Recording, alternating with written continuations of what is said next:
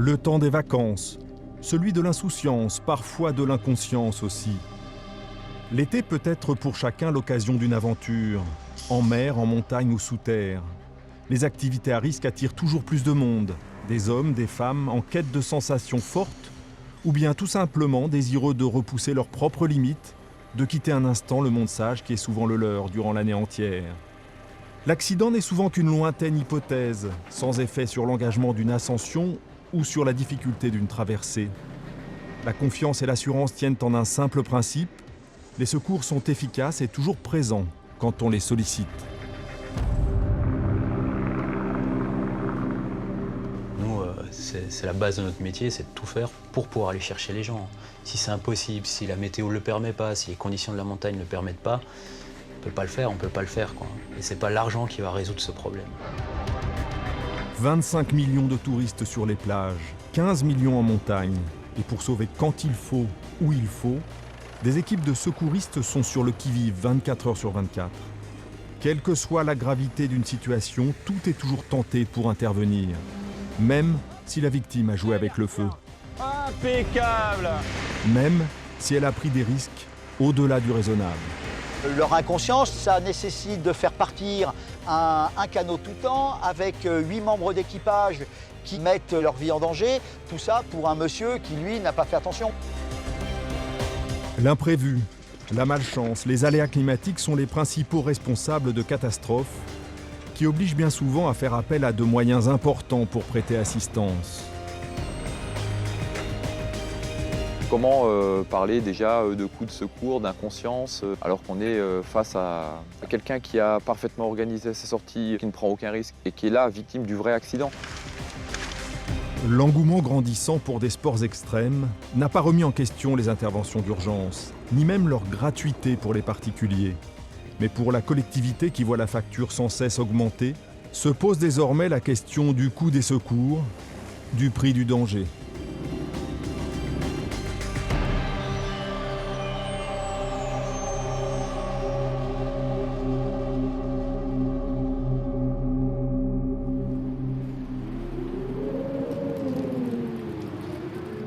La montagne, terre d'aventure estivale, même si elle attire en été un peu moins qu'en hiver, les amateurs d'adrénaline se pressent dans les vallées, en attendant la météo idéale, qui leur permettra de se lancer dans des courses vers les sommets.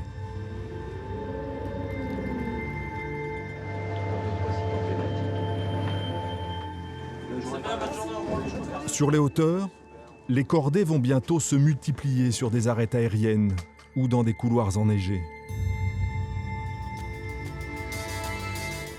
Des situations dans lesquelles le danger n'est jamais absent, le risque toujours bien présent. Dans l'ensemble des montagnes françaises, des équipes d'urgence sont prêtes à intervenir en aide à des hommes et des femmes soudainement en détresse. Yann Jérôme est secouriste professionnel. Depuis 7 ans, il est adjudant à la gendarmerie de Chamonix et guide de haute montagne.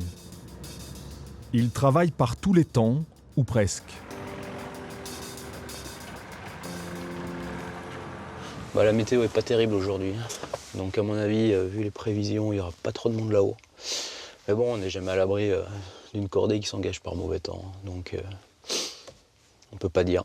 On est au mois de juillet, il y a du monde sur Chamonix, il y a du monde en montagne. On verra tout à l'heure.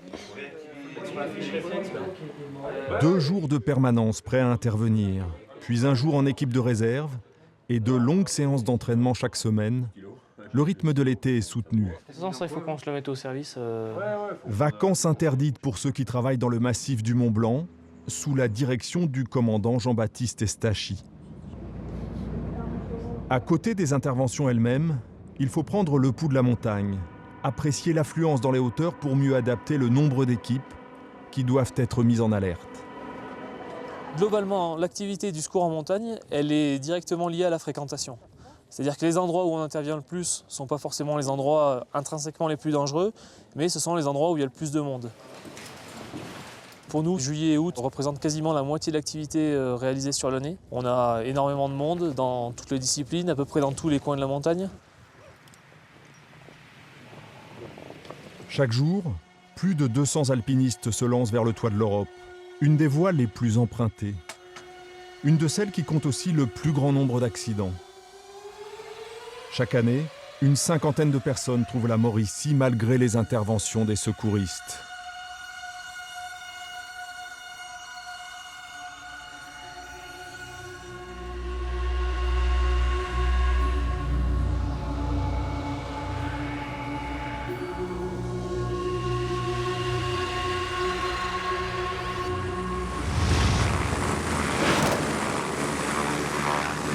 Il est 9 h.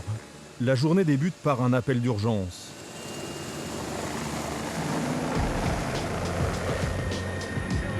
Yann analyse la situation. Dans un refuge, à près de 4000 mètres, un homme d'une soixantaine d'années a fait un malaise. C'est le gardien qui a appelé.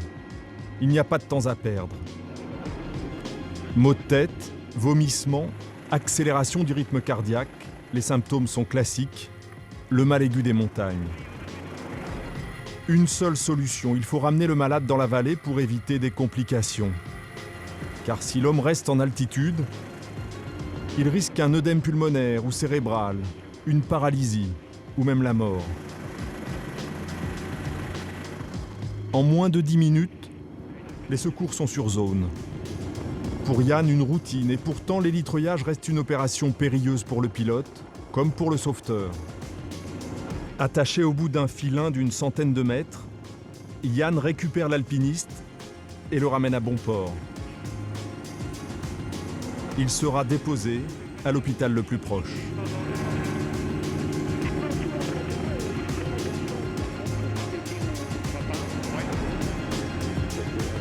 Coût de l'opération pour l'alpiniste, une grande frayeur et 0 frais.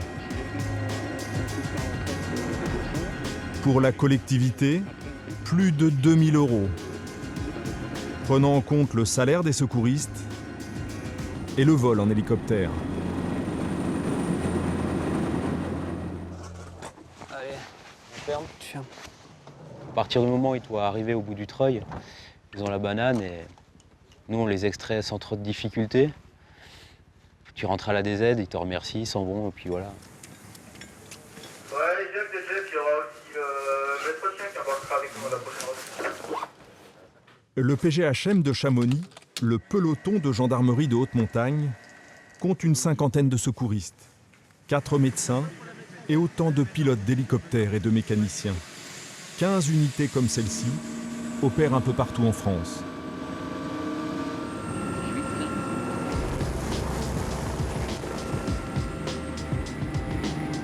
Il est 11 h quand Yann intervient pour la deuxième fois de la journée.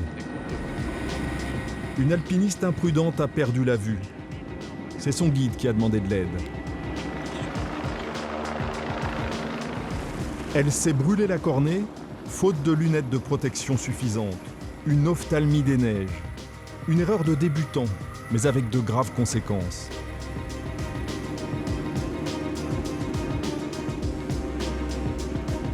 La jeune femme qu'il faut secourir ne peut plus descendre par ses propres moyens. Les pratiques de très hautes altitudes ne pardonnent aucune négligence. Mais pour les secours, peu importe, l'intervention est obligatoire.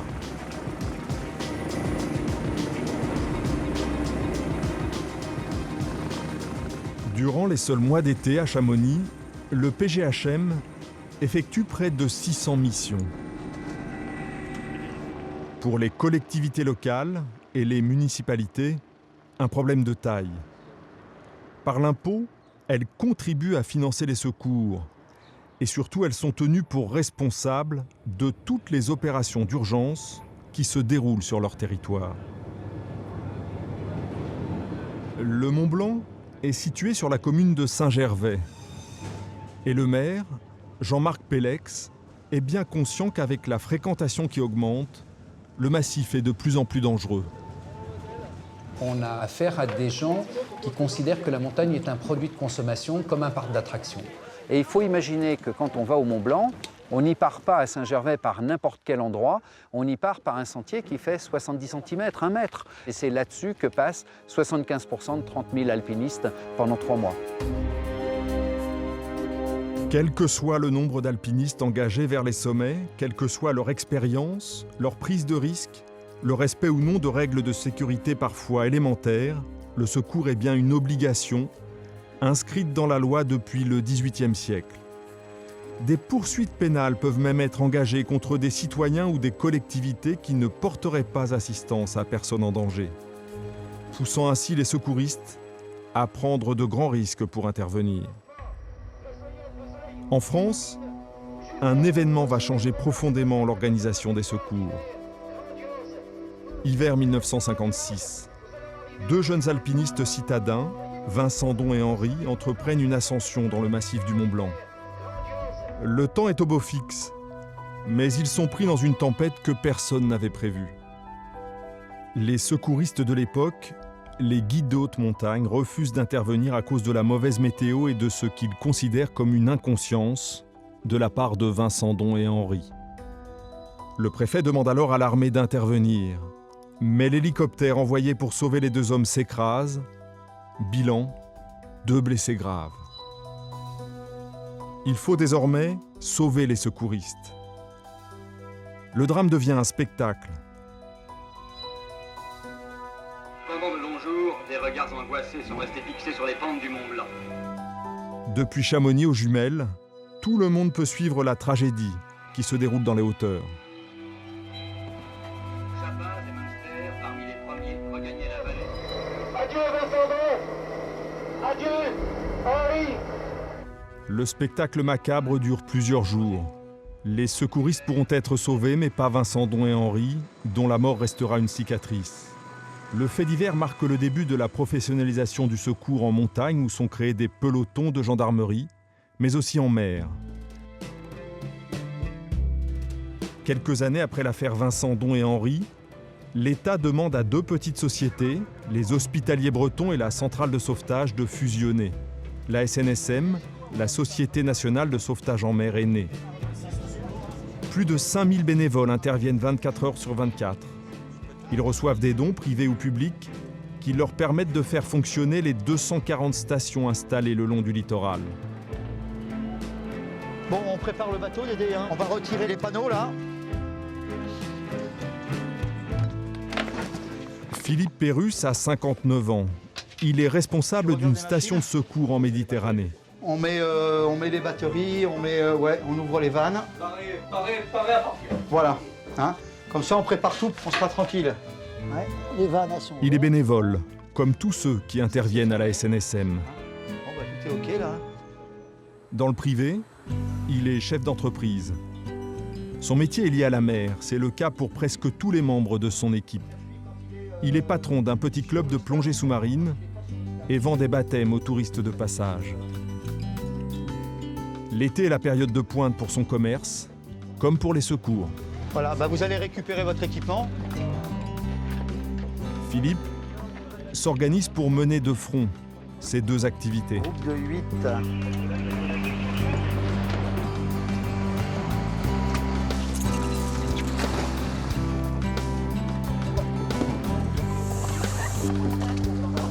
Donc là, je te mets 2 kilos. Quand je suis d'astreinte, là, je ne peux pas me mettre à l'eau parce qu'il faut que je sois prêt à partir très vite.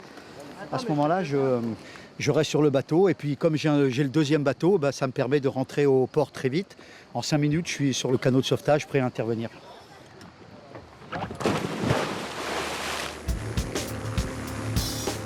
La mer est surveillée en permanence. La SNSM est prévenue des accidents par le CROSS, le Centre régional opérationnel de surveillance et de sauvetage, un organisme qui dépend du ministère des Transports. En France, sur les 3500 km de côte, 95% des interventions concernent des activités nautiques ou de plaisance. Seuls 5% d'entre elles concernent des professionnels de la mer, pêche ou marine marchande. Le CROSS choisit les moyens à mettre en œuvre pour secourir et centralise l'ensemble des alertes. Vous êtes à 5 minutes des îles, vous pouvez rester sur zone là ? Il n'y a plus personne à bord, les personnes ont quitté. Oui, donc il y a un plaisancier qui est au contact du navire qui est en train de couler là. Donc a priori, il se situe en face du palais du festival dans l'axe des 2 îles. Vous m'avez reçu ? Bah, la vedette va pas tarder à arriver, ils verront ce qu'ils peuvent faire. Bon, a priori, plus grand chose, mais bon, de toute façon, les personnes ont été évacuées, il n'y a pas de souci pour ça. D'accord ? Merci. Les mois de juillet et août sont les gros mois de l'année pour nous. C'est pas loin de 600 à 650 opérations pour chaque mois, donc une moyenne d'une vingtaine d'opérations par jour. C'est parti. Cédric et Clément font partie de la section dirigée par Philippe. Ces nageurs sauveteurs sont affectés pour l'été à la surveillance des plages.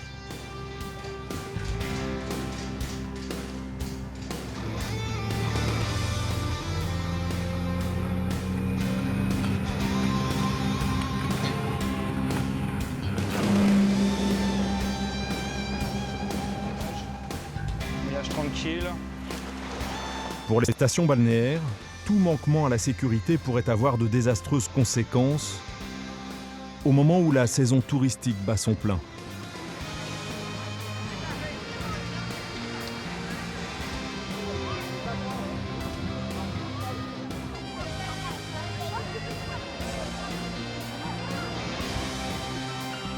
Ce matin, le vent a forci dangereusement. Le Cross a signalé un canot pneumatique à la dérive. Cédric est déjà sur le Zodiac, prêt à intervenir. Lumière de Amphitrite. Tu peux me donner la localisation de la personne ? Face KS13 et la vague. Ok, bien pris pour face KS13 et la vague. Sur l'embarcation, une fillette de 7 ans et sa mère qui risquent d'être emportées vers le large. On prend les jumelles et on fait localiser. Ok, merci. Lorsqu'on a un Mistral sur zone, c'est régulier où on doit aller chercher des personnes qui s'en vont, comme là par exemple dans le pneumatique. La maman a bien essayé de ramener sa fille vers le rivage, à la nage, sans succès. Voilà, il y a la petite qui est dedans et on va les rechercher. T'inquiète pas petite, t'inquiète pas, on arrive, garde. On est là, d'accord ? Faut pas avoir peur, garde. Hop ! Allez, viens, garde. Impeccable. Nickel. Allez, viens avec moi. Hop, ça va ? Vas-y, tu peux t'asseoir si tu veux. Affirmatif, donc j'ai la petite de l'embarcation et j'ai les deux adultes là qui sont au niveau du chenal que je vais aller récupérer en même temps. C'est ta maman ? Oh, on va aller la chercher. T'inquiète pas, elle va monter aussi sur le bateau, tu vas voir. Tu pourras leur payer une grosse glace. Ouais, c'est bien reçu, merci. J'ai sauté du bateau pour essayer de tirer avec la ficelle. Faut toujours et en rester sautant, sur... il est parti d'un coup le bateau. Eh oui, voilà, c'est pour ça qu'il vaut mieux rester sur le bateau. Vous êtes sur du flottant, on vous voit. Nous, on vous surveille à la jumelle tout à l'heure. Après, on vous a vu, on a dit bon, ça va aller. Après, vous êtes tombé à l'eau, enfin, vous êtes parti à l'eau. Ouais. Et là, c'est incontrôlable. Vaut mieux rester dedans. Ça, on récupère tout le monde. Parce que là, ici, Ouais, si je me suis... C'est limite, c'était très limite. Bah merci. De rien. Et la petite, elle va payer sa glace à la fraise. Voilà. Vous allez au poste, d'accord ? Pour reprendre les identités et surtout reposez-vous un peu, d'accord ? Plus de peur que de mal, mais toutes les interventions ne connaissent pas de fin aussi heureuse. Chaque année dans la région, près de 70 morts par noyade. Pour les secouristes, beaucoup d'accidents pourraient être évités. En pleine période estivale, les fins d'après-midi sont souvent les moments les plus sensibles. Des plaisanciers qui veulent profiter de leur journée jusqu'au bout. Des loisirs qui font oublier la prudence. Les hommes du cross sont sur le pied de guerre à partir de 16h. C'est l'heure de pointe. Ouais. Mettez-moi en alerte le tout-temps de Saint-Tropez, là. Ouais. On prend son bateau un peu comme on prend sa voiture, si ce n'est que sa voiture, on la prend tous les jours. Son bateau, on le prend que quelques jours par an. Il y a des statistiques qui montrent que les navires de plaisance, en moyenne, sortent moins de 7 jours par an. Et donc, on n'a pas du tout les mêmes habitudes, on n'a pas du tout les mêmes réflexes. Et donc, on est beaucoup moins vigilant et beaucoup moins paré à faire face aux situations dangereuses. On va effectuer des recherches. Par contre, puisque vous êtes dans le secteur, il y a lieu de porter assistance à une vedette. Cédric est en alerte une fois de plus. Donc en panne moteur, panne carburant exactement. Pour un grand classique de l'été, la panne carburant à quelques centaines de mètres seulement du port. Une situation qui peut paraître anodine, mais qui peut pourtant vite dégénérer. Tu peux rester collé, tu peux remonter l'ancre, moi je te ramène. Un manque de prévoyance qui oblige la SNSM à intervenir. Concernant le bateau en panne moteur, je vais le rentrer dans le port de Saint-Cyr. Transmettez, Cross. Oui, infiltré du Cross, est-ce que vous concernez donc une embarcation du poste de secours? Affirmatif, embarcation du poste de secours.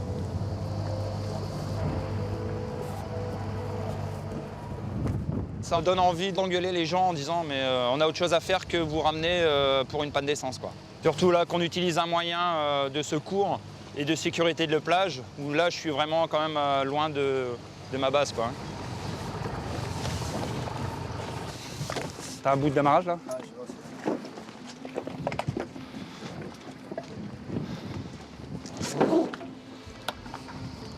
Et pourquoi il n'y a pas d'essence? On m'avait dit qu'il y avait de l'essence, il n'y en avait pas. D'accord. Je n'ai pas vérifié, quoi, j'ai fait confiance. Pas d'essence, pas de bout d'amarrage. L'imprudence des plaisanciers est parfois affligeante. Lumière d'amphitryte. Celui-ci en sera quitte pour une facture de remorquage de 250 €. Ah, on y va.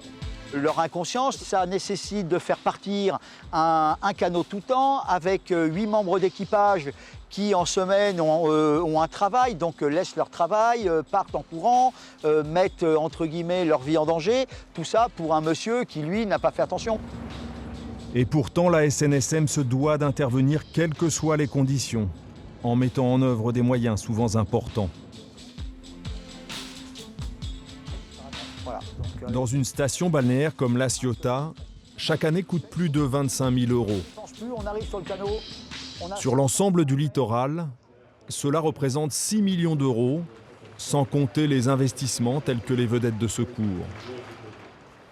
Voilà, hop, les épaulettes. On y va, du parce coup, que c'est à quelle heure, moins le quart? Il faut multiplier les initiatives pour trouver des donateurs. Ça, c'est les nouvelles chemises. Voilà. On fait partie des institutions un petit peu de la ville, hein, au même titre effectivement que les pompiers qui officient plus particulièrement sur terre. Philippe se saisit de toutes les occasions pour solliciter la municipalité. On en profite pour parler de la SNSM, pour se montrer, pour que les gens nous découvrent. Et ça permet de faire passer un certain nombre de messages, comme quoi on est tous des bénévoles, qu'on a besoin d'eux parce que on a des équipements qui coûtent cher. Même jour de fête nationale, les hommes de Philippe Pérusse sont en alerte. Messieurs, au revoir. Encore une fois, pour une panne de moteur. Devant la multiplication de ce genre d'intervention, la SNSM est autorisée depuis une trentaine d'années à faire payer les remorquages à ceux qui ont demandé de l'aide. Mer et montagne ne sont pas les seuls terrains de jeu de l'été. Ils sont aussi quelques milliers à se lancer dans des explorations souterraines. La spéléologie convoque les amateurs à des aventures bien souvent extrêmes. Les accidents y sont rares, mais souvent graves. En cas d'urgence, ce sont les pratiquants eux-mêmes qui sont appelés à la rescousse.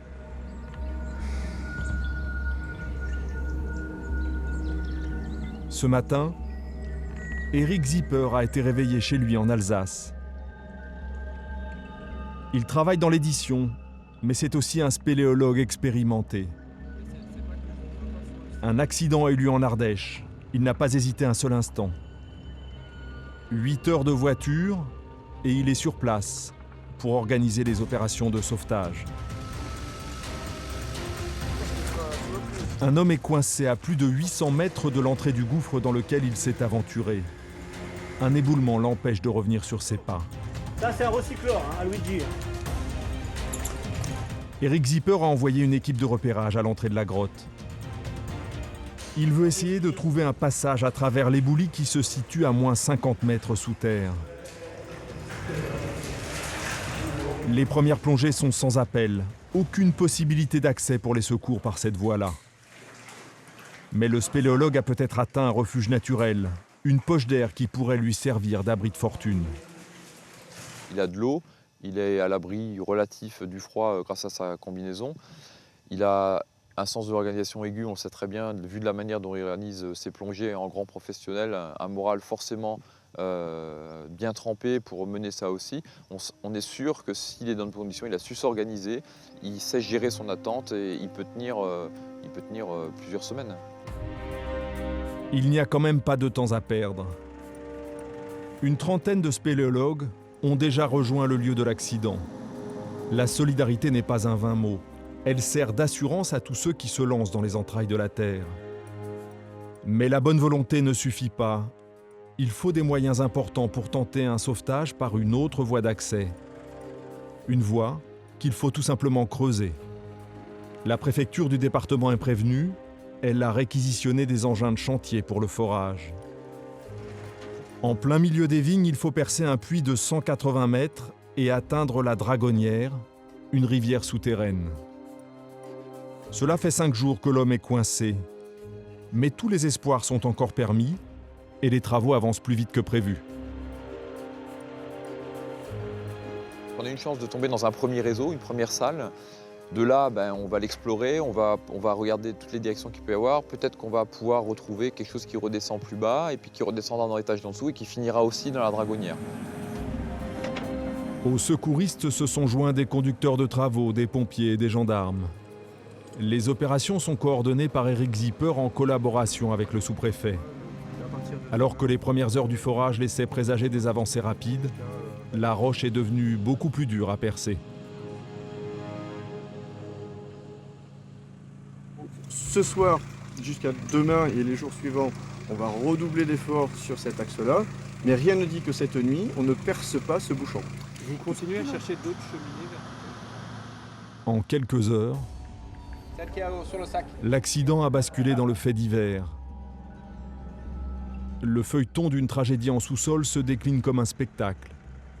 L'homme bloqué sous terre devient un héros que tout le monde espère voir remonter vivant à la surface. Et on tombe dans de l'eau. L'épisode du jour nourrit les espoirs des spéléologues, mais aussi ceux des journalistes soucieux de chroniquer un accident qui désormais attire l'attention de la France tout entière. Dans les profondeurs, les secouristes ont entendu des coups, un signe que tout le monde attendait ici. La fin du calvaire approche peut-être. C'est pas possible qu'il imagine un seul instant qu'on n'est pas en train de déployer tous les moyens possibles pour le rejoindre au plus vite. Le compte à rebours est lancé. De nouveaux bénévoles ont rejoint les secouristes et pour l'heure, malgré les apparences, l'optimisme souffle toujours sur les lieux.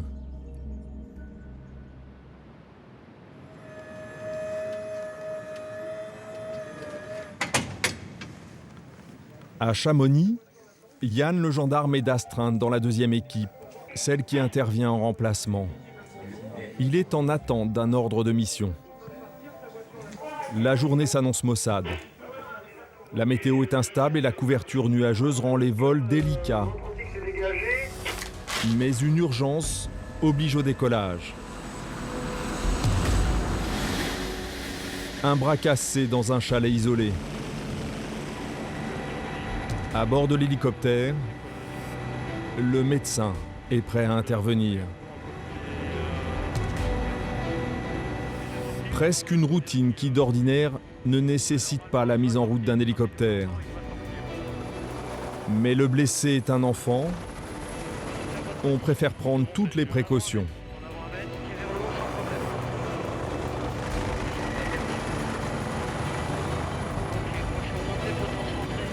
Ce sera la seule intervention de la journée.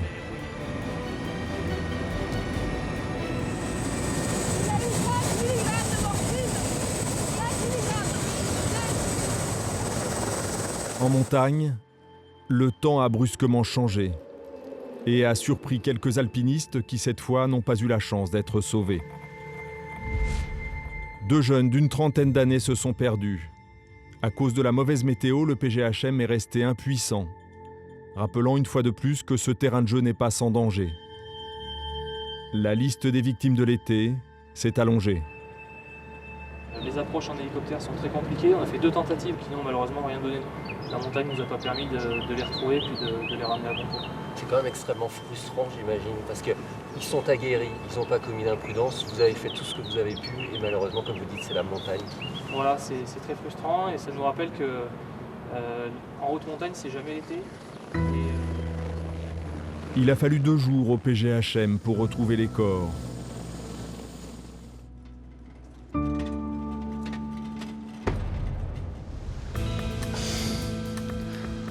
Quand il n'est pas pendu au bout de son filin, quand il ne descend pas dans les crevasses à la recherche de disparus, Tu la prends au milieu. Yann, comme les autres gendarmes du PGHM, peaufine sa condition. La professionnalisation des secours entamée il y a une 50aine d'années a porté ses fruits. Une partie de l'activité est consacrée à l'entraînement. C'est parti! Ce qui peut m'arriver, c'est d'être parachuté sur une caravane terrestre pour aller au Mont Blanc, enfin sur le dôme du Goûter. Et il faut que je sois capable d'y aller. Dans l'urgence des interventions, les secouristes n'ont tout simplement aucun droit à l'erreur. C'est des gestes qui vont devenir au fil du temps naturels, ce qui va nous permettre d'être beaucoup plus concentrés sur la gestion de la victime et la gestion de l'opération, donc au niveau secours pur, et pas avoir un facteur en plus, qui est le facteur technique, à gérer dans notre intervention.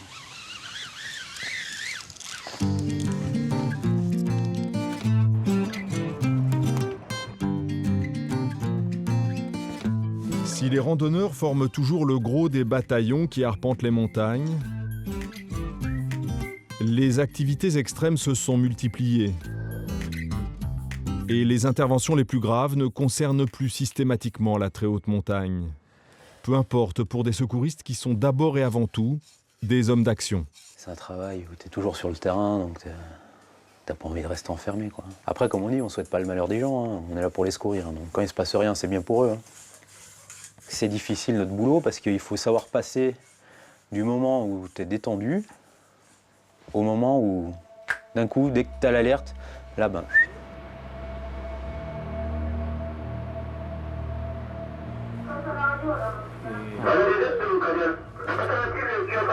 Il est 10h du matin.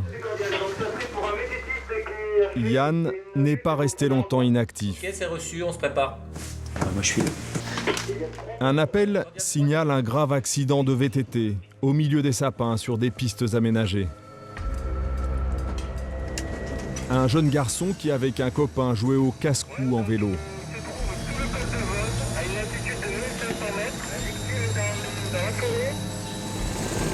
Quatre gendarmes plus un médecin sont envoyés sur zone.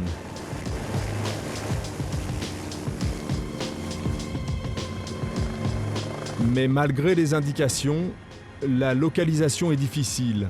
Au milieu des arbres, pas facile de repérer le VTTiste. L'intervention est particulièrement délicate pour le pilote de l'hélicoptère. Impossible d'effectuer une approche précise à côté de la victime. Il faut envisager une dépose dans les alpages alentours.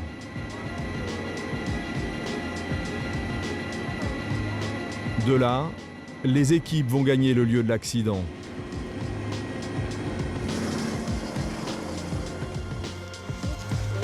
Yann et les autres secouristes ont décollé depuis à peine 5 minutes. C'est une piste VTT, ça? Ouais. Ils ont déjà rejoint le jeune accidenté.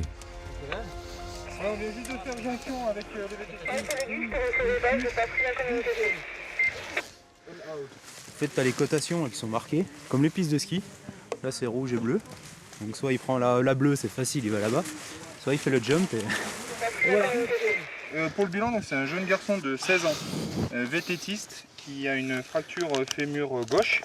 Donc, le toubib est en train de médicaliser. Tiens, vas-y. Non, t'as eu fast. Le but, c'est que tu sois presque endormi, hein, comme ça. Tu te laisses faire. C'est en train de marcher, je crois. Si j'arrive à t'endormir la jambe, tu seras quand même franchement mieux pour l'évacuation. Alex de David en direct. Il un peu sa tension et puis j'ai hâte qu'il respire encore bien. Et là, tout va bien. Pour l'instant, tout va bien. Pour l'instant, tout va bien, exactement. Si tu veux fermer les yeux et dormir, tu peux, il n'y a pas de problème. Nous, on te surveille. C'est bon, là, c'est fini? C'est presque fini, ouais.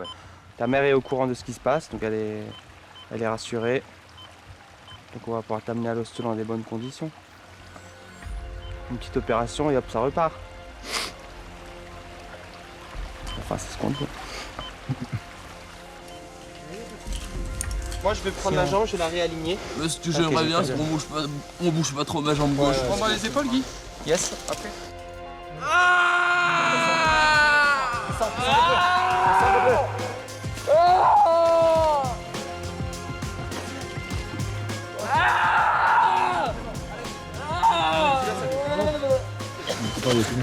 T'es là? T'es là? Ouvre les yeux, ouvre les yeux. Il faut qu'on me évacue là, j'en peux plus. C'est fini. I need my coat. Il a tout le stock. Là. Passe-moi la couverture. Oui. Ok, en haut. Ok. Attention pour lever, lever. Allez, on faut pas se la mettre.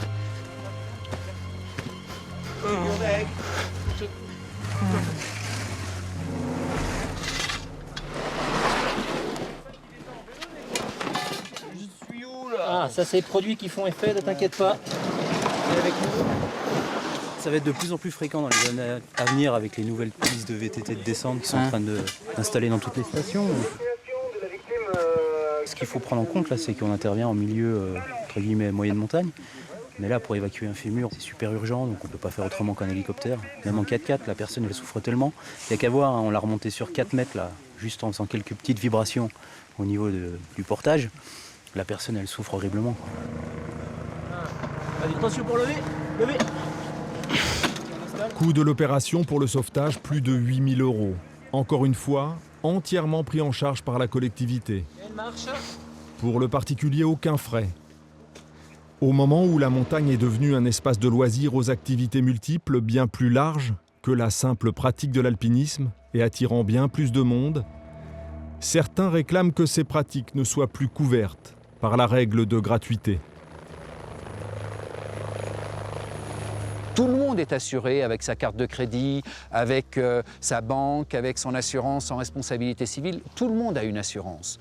Donc pourquoi aujourd'hui c'est l'argent public, l'argent du contribuable national qui doit payer parce qu'il y a quelques personnes qui ont fait une imprudence?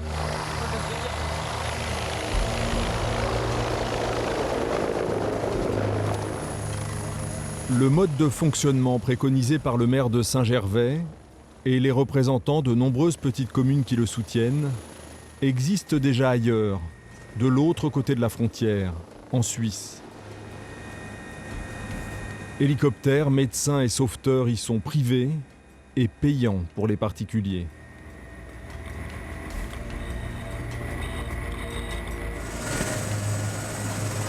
Les activités à risque se développent aussi en mer. En 10 ans, le nombre d'adeptes de plongée sous-marine a doublé. Les accidents également. Le manque de préparation et les imprudences de nouveaux plongeurs sont souvent mis en cause. La beauté de la Grande Bleue éblouit parfois, au risque de faire oublier les dangers de cette activité.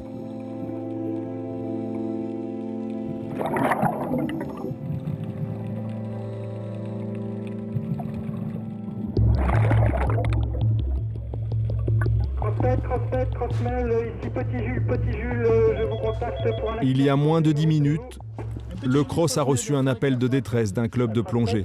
Petit Jules, je suis à proximité de l'île Verte, en baie de la Ciotat. Oui, tout bien pris du cross. Est-ce que vous avez un numéro de téléphone portable? Transmettre pour Petit Jules. C'est pour vous signaler un accident de plongée sur la Ciotat. Est-ce que la personne a pratiqué des plongées dans les 24 heures précédentes? Affirmatif, 2 plongées hier. Oui, tout bien pris du cross. Pour Philippe Pérus et son équipe de la SNSM, il faut faire vite. La victime est un jeune homme qui présente tous les symptômes d'un accident de décompression. Il a eu un malaise et a perdu connaissance. Il est sans doute remonté trop rapidement, sans respecter les paliers qui permettent à l'organisme de se réadapter à la pression de surface. En fait, c'est le SAMU 83 qui va décider du moyen d'évacuation. Soit c'est un moyen héliporté, soit c'est un moyen nautique. A priori, c'est là, ouais. Pour l'accidenté, les conséquences peuvent être irréversibles, paralysie ou infarctus. La moelle épinière ou le cœur peuvent être atteints. On a va déposer 2 secouristes d'abord pour qu'ils aillent faire un contre-bilan, conditionner la victime et on fera le transbordement une fois que tout sera prêt. On va le prendre en charge, il est conscient, orienté, il respire, il ventile, donc pas de souci. Même si cette fois le pronostic vital n'est pas engagé, pour les sauveteurs, la rapidité est la clé de toutes les interventions. Vous dégagez toute la plage arrière, s'il vous plaît. C'est bon ? Relâche. Premier soin, l'homme a été placé sous assistance respiratoire.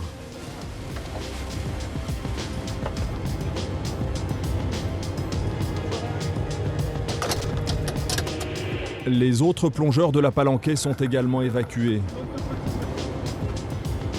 Leur témoignage est obligatoire.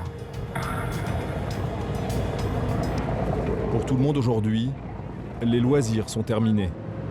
On va rentrer à quai là et on a un VSAV pompier qui nous attend, qui va récupérer la victime pour l'amener au caisson à Sainte-Marguerite. On retourne sur notre quai, donc configuration normale pour l'accostage. 25 minutes plus tard, barbattage au ciel, les secouristes sont déjà de retour au port. Mission accomplie pour l'équipage. Il faut encore évacuer le plongeur vers l'hôpital le plus proche. Les pompiers vont se charger du transport. L'intervention est entièrement prise en charge par la SNSM. 0 centime pour la victime. La sécurité sociale en sera aussi de sa poche. C'est en effet la caisse d'assurance maladie qui va couvrir 70% des prestations médicales liées à cet accident de vacances. Arrivé à quai, le VSAB a pris en charge la victime. Voilà, c'était pour vous signaler notre fin d'intervention. Bien reçu, merci pour votre concours, bonne journée. À l'inverse de ce qui se passe en montagne, sans doute parce que la SNSM est porteuse de toutes les valeurs liées à la solidarité et au bénévolat, en mer, personne ne remet en cause le principe de gratuité pour les particuliers.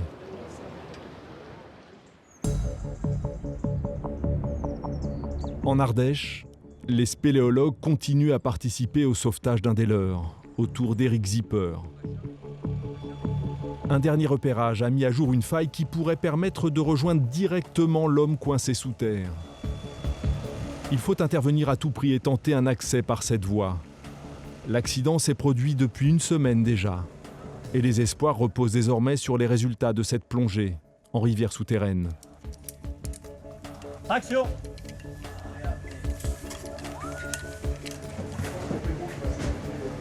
Et a priori, comme on est dans une grande fissure, il y aurait peu de raisons que ça ne passe pas. Mais il n'y a aucune certitude puisque personne n'a vu encore ce qu'il y a derrière. Les sauveteurs se lancent dans l'inconnu. Dans l'obscurité, ils partent pour 8 heures de plongée avec l'espoir de rejoindre le spéléologue bloqué.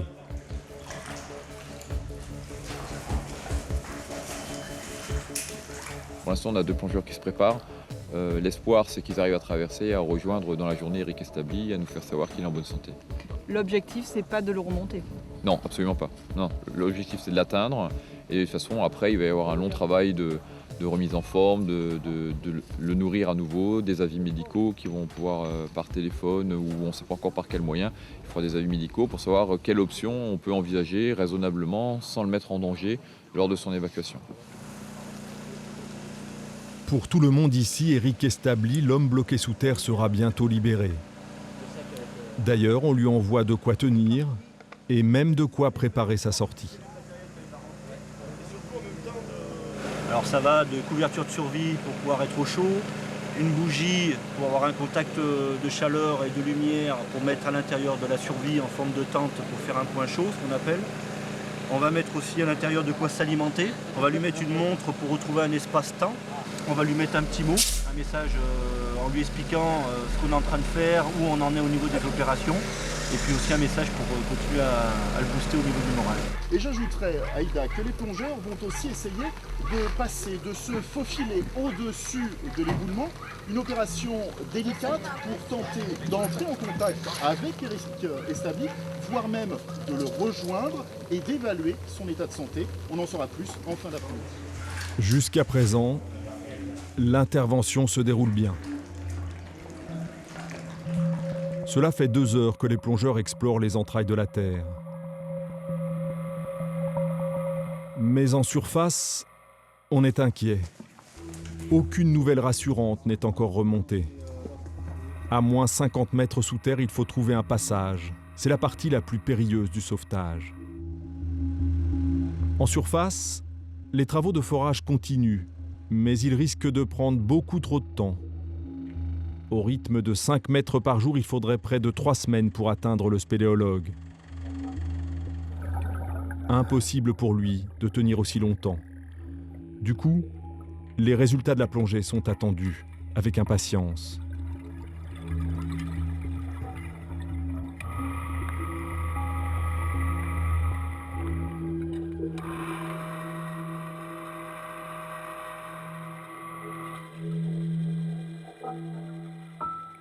Mais une mauvaise nouvelle va doucher tous les espoirs.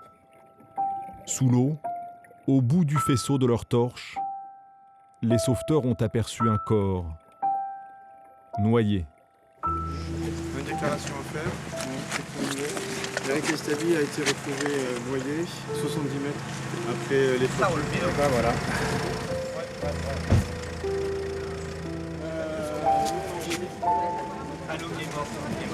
30 spéléologues bénévoles, autant de pompiers, de gendarmes, de journalistes. Le drame de l'Ardèche a mobilisé 8 jours. 8 jours pendant lesquels tous les moyens ont été mis en œuvre pour venir au secours d'un seul homme, sans succès. La faute n'a pas de chance. Le spéléologue avait une grande expérience. Il était tout sauf une tête brûlée. L'histoire retiendra sans doute le spectacle morbide du secours, peut-être le plus beau des antidotes pour le danger, la meilleure façon de sensibiliser au risque et à la responsabilité. Mais l'histoire n'empêche pas le débat, celui qui oppose le prix des secours à la gratuité des interventions. Les sauveteurs, tous les sauveteurs, bénévoles ou professionnels, voient d'un œil inquiet émerger ces interrogations, convaincus qu'elles sont sans effet sur la sécurité. Il faut que ça reste gratuit pour justement pas rentrer dans des situations ambiguës, à savoir si une personne qui, dès lors qu'elle se sent en détresse, se pose la question de savoir si elle va avoir les moyens de payer ou pas son secours. Et ça pourrait conduire, justement, si cette question de gratuité est posée, à des accidents peut-être plus graves, à des situations plus périlleuses. Les risques pris pour préserver des vies s'accommodent mal d'un contrat commercial que certains semblent désormais vouloir imposer. Les personnes secourues deviendraient de simples clients et non plus des hommes ou des femmes qui demandent de l'aide en urgence. Les gens, effectivement, quand on va les chercher, quand ils nous appellent, pensent que on est des taxis, on est des remorqueurs et qu'à partir du moment où ils payent, où ils payent une prestation, eh bien on doit les ramener à tel ou tel port qui est leur port d'attache parce qu'ils n'ont pas envie qu'on aille au plus court. Les victimes pourraient avoir des exigences à la hauteur des sommes versées pour être secourues. Apparaîtrait alors une notion inconnue, l'obligation de résultat bien éloignée des valeurs qui habitent les secouristes, intervenant sur tous les terrains. Et cette solidarité, cette entraide, cette détermination face aux autorités pour s'imposer comme étant les gens compétents et à prouver qu'on a des compétences qui font qu'on est une communauté solide et qu'on existe encore aujourd'hui. Les secours sont façonnés par leur histoire, construite sur l'esprit d'assistance et d'excellence. Une histoire qui privilégie le principe d'égalité devant le danger. L'avenir devrait préserver cette situation pour quelques années encore.